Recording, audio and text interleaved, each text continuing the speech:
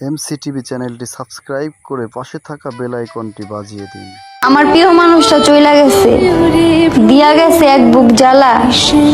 আমি তো তারে সাদা সিধা দেখেই ভালোবাসছিলাম, কে জানতো তার মনটা যে এত কালা। তুমি শুধু বেইমানি করনি, তুমি আমার জীবিত দেহটাকে দাফন দিয়েছ। তুমি আমাকে নীরবে খুন করেছ, কিন্তু প্রমাণ রাখনি।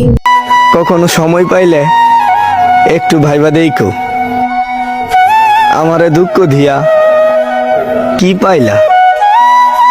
জানরে ভাঙ্গা মন জোড়া লাগানো যায় না, আর যদি যায়ও আগের মতো মিলে না।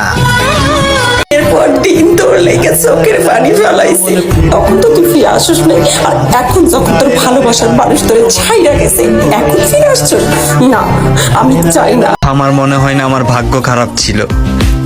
আসলে সত্যি কথা বলতে আমার শখের মানুষটাই বেঈমান ছিল।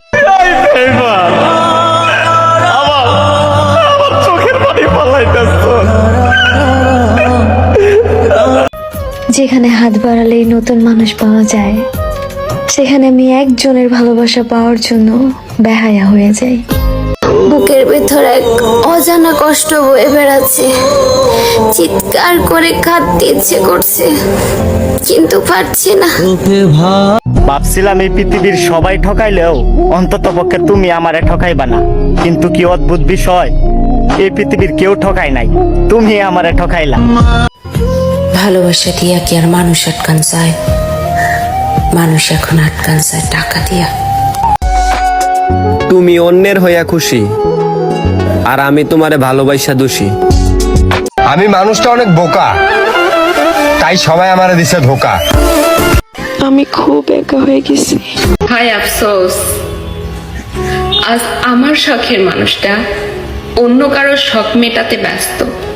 আমার জীবন থেকে আমি একটা শিক্ষা পাইছি, যে কান্না করে কখনো কাউকে ফেরানো যায় না। অনেক সময় হাসি মুখে কাউকে বিদায় দেওয়াটাই সত্যিকারের ভালোবাসার প্রমাণ। নিজের প্রয়োজনে বুকে টেনে নিয়েছো, প্রয়োজন শেষ জঘন্যতম খারাপ আচরণ করেছো, বদনাম দিয়েছো। অবশেষে আমাদের ভালোবাসার সমাপ্ত হলো।